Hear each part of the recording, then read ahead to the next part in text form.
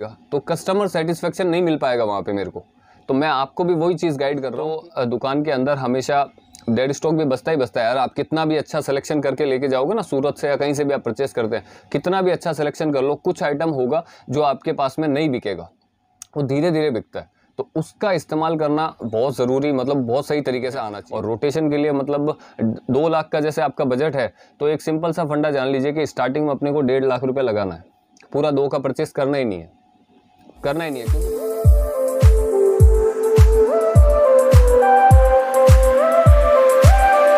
नमस्ते व्यूवर्स, मैं सोनू भाई एमबी क्रिएशन से, और उम्मीद करता हूँ आप सब ठीक होंगे।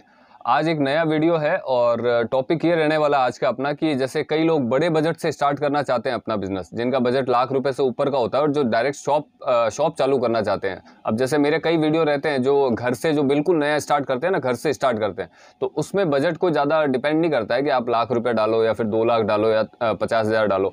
उसमें एक कितने भी बजट से इनिशियली आप चालू कर सकते हैं। जैसा मैं हर वीडियो में आपको बताता भी हूँ, गाइड भी करता हूँ कि आप चाहे 25,000 हो, चाहे 20,000 हो, चाहे 30,000, 40,000, घर से आप उस बजट से स्टार्ट कर सकते हैं अगर नॉर्मली आपको चलाना बिजनेस। लेकिन अगर एक अच्छे लेवल से बिजनेस करना है और आपका बजट लाख, 1.5 लाख, 2 लाख तक का बजट है ऊपर, या इससे भी ज़्यादा का बजट है, तो इसमें मैं आपको बहुत तरीके से और सही तरीके से आपको गाइड करता हूं कि इस पैसे का आप तरीके से इस्तेमाल कैसे कर सकते हैं। क्योंकि बजट होना बड़ी बात नहीं है, कईयों के पास कमाया हुआ पैसा होता है दूसरे फील्ड से और लगा देते हैं, लेकिन सक्सेस होना बड़ी बात है इसमें। तो वही चीज़ मैं आपको आज बताता हूं कि इस पैसे का सही इस्तेमाल कैसे कर सकते हैं। तो चलिए वीडियो अपना स्टार्ट कर लेते हैं और उम्मीद करता हूं आपको ठीक लगेगा। तो पूरा वीडियो ज़रूर देखें और चैनल को ज़रूर सब्सक्राइब कर लें। तो पहली चीज़ ये मैं बताता हूं कि जैसे मान लो आपके पास में 1-2 लाख रुपए का बजट है, तो 2 लाख रुपए के बजट में सबसे ज़रूरी चीज़ तो पहले ये आती है कि अपने दुकान में माल क्या डाला जाए, मतलब किस रेंज का डाला जाए। अब एक सिंपल सी चीज़ होती है ना कई बार कि अपने एरिया में अपन ने देख लिया कि क्या चलता है क्या नहीं चलता है, कौन से एरिया के अंदर आप दुकान कर रहे हैं, मार्केट में है, तो जाहिर सी बात है अब दुकान में लोग गलती क्या करते हैं कि वो हर रेंज को तवज्जो नहीं देते कि यार मैं ये रेंज रखूंगा, ये वहाँ ज़्यादा बिकती नहीं है। लेकिन अपने को एक होता है ना सर, किराने का काम होता है, उसके जैसा ही है कपड़े का काम भी। अब किराने के काम में चाहे अब जैसे नमक हो गया या कुछ हो गया, नॉर्मल जो चीज़ें जो रोज़मर्रा के टाइम में काम आती है, अब उसमें ज़्यादा मार्जिन वार्जन नहीं मिलता है, लेकिन वो चीज़ रखनी पड़ती है क्योंकि वो ज़रूरी चीज़ है, डेली बिकने वाली चीज़ है। तो मेरा बोलने का मतलब यही है कि अगर आप जैसे मान लो 2 लाख रुपए का बजट आप डाल रहे हैं और 2 लाख रुपए में आपकी परचेजिंग स्टाइल ऐसी ही होनी चाहिए कि एक 20-30 हज़ार का माल जो होता है ना उसमें सर, वो हमेशा ऐसा होगा जो आपका मतलब दुकान में सजा ही रहेगा, उसमें से बहुत कम बिकेगा, लेकिन वो आइटम आपके पास में होना बहुत ज़रूरी है।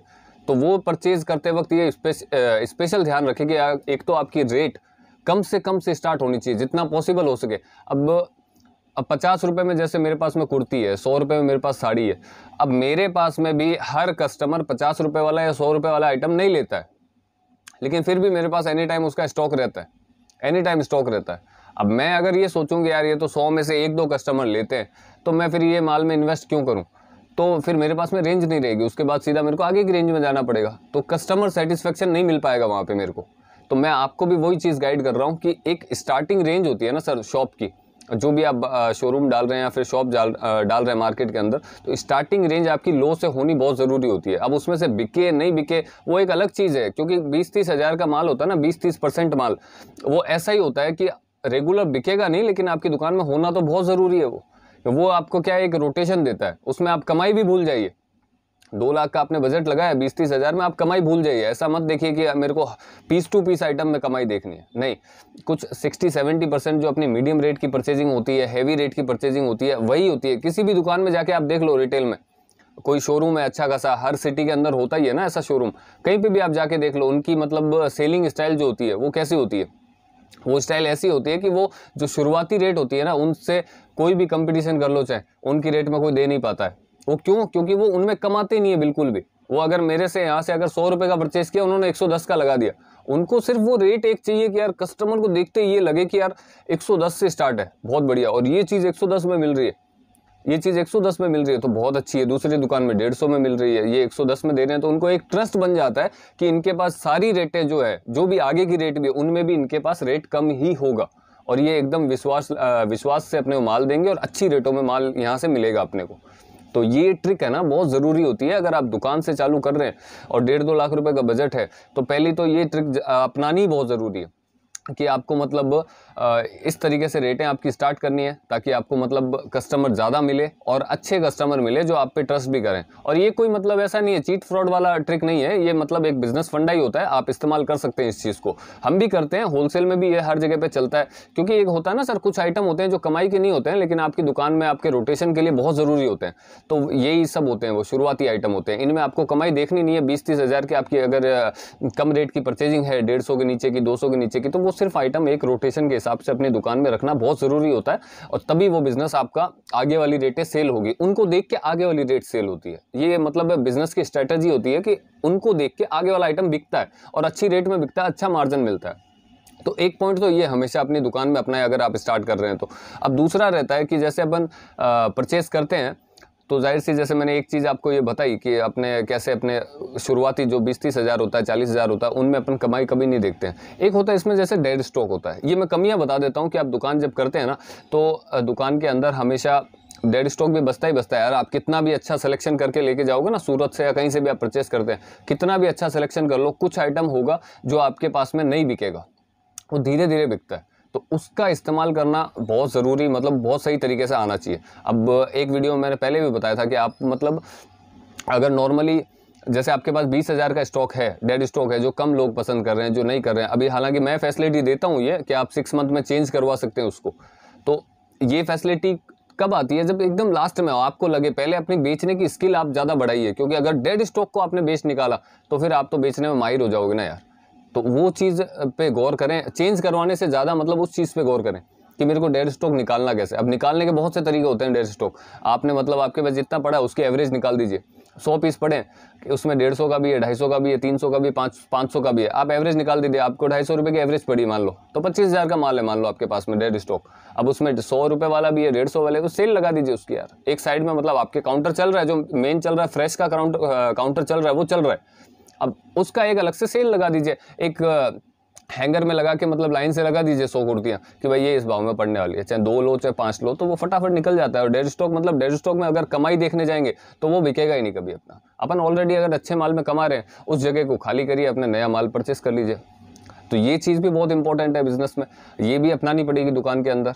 अब बड़ा अगर आप अमाउंट डाल रहे हैं तो जाहिर सी बात है कि ये छोटी छोटी चीज़ें तो मतलब अपने दिमाग से निकालनी ही पड़ेगी, तभी अपन बड़ा बिजनेस कर पाएंगे। अब ये है कि 1.5-2 लाख का जैसे इस्तेमाल करते हैं अपन, तो परचेजिंग स्टाइल मैंने इसी चैनल पे एक पहले वीडियो बनाया हुआ है, उस हिसाब से आप परचेस करेंगे तो आपको बहुत ज़्यादा हेल्प मिलेगी। उस वीडियो को भी जाके देख लें कि पहले माल खरीदना सीख लीजिए, वो वीडियो है मेरा, तो उसमें देखेंगे आपको परचेजिंग स्टाइल समझ में आ जाएगी कि आप कोई भी आइटम परचेस कर लो, आप बाद में क्या है कि आपको नुकसान वाली चीज़ें बहुत कम हो जाएगी उसमें, उस स्टाइल से अगर परचेस करोगे तो। और बाकी ऑलमोस्ट मैंने जैसे 2 पॉइंट बताए कि दुकान में स्पेशली ये 2 पॉइंट ध्यान रखना ही रखना है। और जैसे आप बड़ा बजट डाल रहे हैं 1.5-2 लाख का, तो इसी तरीके से उसका इस्तेमाल करें कि कुछ माल अपनी दुकान में ऐसा भी रखें जो चाहे बिके चाहे नहीं बिके, लेकिन आपकी दुकान में होना बहुत ज़रूरी है। और रोटेशन के लिए मतलब 2 लाख का जैसे आपका बजट है, तो एक सिंपल सा फंडा जान लीजिए कि स्टार्टिंग में अपने को 1.5 लाख रुपये लगाना है, पूरा 2 का परचेस करना ही नहीं है, क्योंकि मेन क्या होता है ना सर, ओपनिंग जब होती है तो ओपनिंग के टाइम पे बहुत से रिश्तेदार, बहुत से फ्रेंड, मतलब अपन सबको बुलाते हैं, तो आते हैं, तो ओपनिंग के दिन अच्छा खासा माल निकलता है। उस दिन अगर किसी को समझ में भी नहीं आता है ना, तो भी वो जैसे आपके शॉप पे आए हैं तो कुछ ना कुछ लेके ही जाते हैं आपसे, ये फैक्ट ही होता है, आप भी जानते हैं ये चीज़। तो ओपनिंग के टाइम पे काफ़ी सारा माल निकल जाता है और हाथों हाथ आपको नए माल की ज़रूरत पड़ती है। तो उस टाइम के लिए आपके पास में वो जो बैलेंस 50 हज़ार मैं बता रहा हूँ ना, वो आपके पास में होना बहुत ज़रूरी है, क्योंकि आपको नया माल चाहिए, जो आपने सेल किया है वो अमाउंट प्लस उसमें 10-20 हज़ार और ऐड करके नया माल मंगवा लिया थोड़ा, तो अगले दिन से वापस आपकी शॉप मतलब फुल फिलअप लगेगी कि हाँ इनके पास वैरायटी मेंटेन हो रही है वापस। तो कस्टमर के ऊपर इस चीज़ का बहुत अच्छा इफेक्ट पड़ता है। और सिंपल बात है, अगर बड़े बिजनेस से, बड़े बजट से स्टार्ट करना है ना, तो थोड़ा जिगर रख के काम करना पड़ेगा। बिल्कुल अपन सोच लें कि 2 लाख है, 2 लाख का पहले 10 लाख बने, उसके बाद में मतलब मैं कुछ चालू करूं, तो ऐसा तो कुछ होने वाला नहीं है। 2 लाख में से जो असल कमाई देगा वो 1.25 लाख 1.5 लाख रुपया होगा, जो असल कमाई देगा आपको, वो बिकेगा 2 लाख के अंदर। तो आपका पैसा तो खड़ा हो गया, बाकी जो बचा हुआ बैलेंस है उसको आप कैसे भी सेल करने की कोशिश करें, फटाफट निकालें, नया माल परचेस करें। ये रोटेशन बहुत ज़रूरी है दुकान के अंदर, क्योंकि कम बजट होता है ना सर, वो तो घर में जैसे जैसे चल जाता है, लेकिन दुकान में आपको हर चीज़ मेंटेन करनी पड़ेगी नए कस्टमर के लिए। नया भी आएगा, पुराने कस्टमर भी आपके पास वापस आने चाहिए, उनको भी सोच के चलना पड़ेगा। तो ये सारी चीज़ें बहुत ज़्यादा ज़रूरी है। 2-4 ट्रिक भी बताए मैंने। वैसे आप अगर काम करेंगे तो शायद आपको बिज़नेस में आपके हेल्प मिलेगी बहुत ज़्यादा, तो ये ज़रूर अपनाएं अपने बिज़नेस के अंदर। और बड़े बजट से आप स्टार्ट करना है तो इस टाइप की ट्रिक से आप स्टार्ट करें। नॉर्मली मतलब जैसे मैंने बताया कि 20-50 हज़ार रुपये अपने पास में रख लीजिए, रखेंगे तो उसका फ़ायदा नेक्स्ट परचेजिंग में आपको मिलेगा। तो ये बहुत अच्छा पॉइंट है और इसको बिल्कुल भी इग्नोर नहीं करें, ये चीज़ अच्छी है। अगर अपनाएंगे तो आपको फ़ायदे भी दिखेंगे। मैं यहाँ जैसे कुछ भी बोलता हूँ तो उसका मतलब ऐसा नहीं होता है, मैं खुद भी अपने बिज़नेस में ये चीज़ें फ़ील करता हूँ, ऑब्ज़र्व करता हूँ, तभी मैं आपको बताता हूँ। तो आप ज़रूर इन चीज़ों को फॉलो करें, आपको ज़रूर फ़ायदा भी दिखेगा इन चीज़ों का। और आज के वीडियो में तो यही बातें थी, नॉर्मली मैंने आपको बता दिया कि आप बड़ा बिज़नेस अगर करना चाहते हैं, 1 लाख, 1.5 लाख, 2 लाख, 3 लाख, जो भी आपका बजट डालना हो, तो थोड़ा सा संभल के इस टाइप से आप परचेस करें। और ज़्यादा उस पर मतलब लोड नहीं डालें यार कि मतलब 1 महीने में मेरे को 10 लाख बनाना है 2 लाख का, तो वो पॉसिबल नहीं हो पाता है। एक स्टार्टअप ज़रूरी होता है, कपड़े का बिज़नेस थोड़ा टाइम मांगता है, तो वो चीज़ें आप ज़रूर दें इसको, तभी ये बिज़नेस ग्रोथ करेगा आपका। तो चलिए फिर नए वीडियो में फिर मिलते हैं और कुछ वैरायटी के वीडियो भी लाएंगे, कुछ मोटिवेशन वीडियो भी लाएंगे। चैनल को अगर अभी तक सब्सक्राइब नहीं किया है तो ज़रूर कर लें और लाइक कमेंट शेयर ज़रूर करा करें, कमेंट करा करें जो भी अगर अच्छा लगता हो। नहीं लगता है अच्छा तो फिर बताया करो, मतलब कमेंट के अंदर से ही पता चलता है कि भाई क्या है क्या नहीं है असलियत, तो वो ज़रूर करें आप। चलिए फिर मिलते हैं, थैंक यू।